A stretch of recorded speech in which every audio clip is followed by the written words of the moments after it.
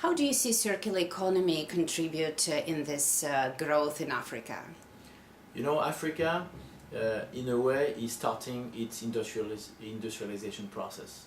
So instead of going through the polluting model and exploiting model of the past, they have an opportunity to use all the existing knowledge, technologies, and business models that exist today that have demonstrated much more efficient. Why should you better not using the better energy efficiency methodologies? Why should you waste water? Why should you waste all the material, the raw material that you use in your production? For each part of this, you can do more with less today with the new knowledge we have. Why should you waste all these resources when companies that are more efficient are more profitable? So companies can become more profitable. They can also not leave a very strong legacy in the environment that will then create health problems. And as we can see in Asian countries that have developed very quickly in the last 30 years, now they're facing a big challenge in terms of health. People can't breathe in the cities. The resources of the rivers or of the sea are now depleted. And Africa, with a huge potential in terms of tourism, also in terms of a very strong nature, could also benefit from not, I would say, depleting this resource, because it could have many economic and health benefits in the future. So Africa has a chance to start with the best of modern technology right now. Can you bring examples of circular projects in Africa that are being developed? Yes, of course. First of all, we have to make an examples for others to see a bit what kind of transformation is possible in Africa. We have selected 2 pilot countries for what we call programs for country partnerships. In those countries, we help the government really mainstream industrial policy into all various departments of their government, from education to investment to industry, environment, energy, and all those will work under the same framework for industrial development. And in this, for example, the government of Ethiopia has already an objective to become the cleanest industrial country in Africa, and they are using, for example, a lot of hydro energy, so it's sustainable energy.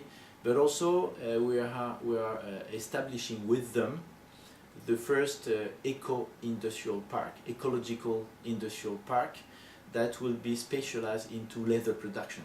As you know, maybe Ethiopia has the largest livestock in Africa, and because of this livestock, they have progressively developed a very strong leather industry. They now export shoes all over the world. But to treat the skins, you need very dangerous chemical products.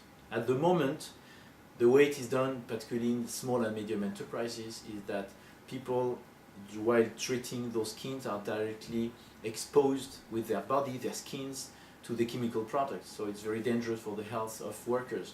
But also then, when the chemicals have been utilized for the skins, they are rejected into the environment, the rivers, and they are highly polluting. It will stay for years. And what we are going to do with this park is to bring all those SMEs in one place where people will be protected. They will have no contact with the chemicals. They were fully protected. And it will be also clean for the environment.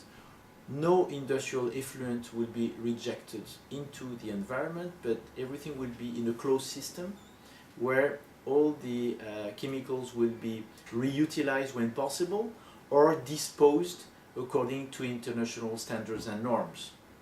And with this, we'll create a clean leather production in Africa. That's the way to go. That's the way also for companies to become more productive. They will benefit because they will be more efficient, so it means that the productivity will increase, the cost will be reduced, so they will become more competitive, but also they will have also all the labels that are important for export, demonstrating that the way they produce is clean, is made according to the best environmental standards in the world, and that would be a great positioning for them on the international market. So the water that will come out from this plant will be cleaned and very safe for people and for the environment? Yes, of course. We will utilize also for these projects the best technologies and methodologies and business models that have been invented even in Europe. Europe in the past has been had a very strong leather production. If you take some parts of Italy, like Tuscany, others in Europe or in France or Germany, and from all of this we have built new business models where you can really have a closed production process that doesn't affect the environment. This exists, it's not new thinking, it's just that it has never been utilized in Africa. But now that Africa is modernizing its economy, it's the time to move toward this more safe way of having industry. Industry doesn't mean like in the past, shouldn't mean like sometimes in the past, exploiting the people and destroying the environment. But today it can be, I would say, synonym with progress. Progress for in terms of job creation, but also progress for people having new and decent jobs, more qualified jobs with higher income, and they become middle class, but also a development, industrial development that will preserve also the environment and the climate.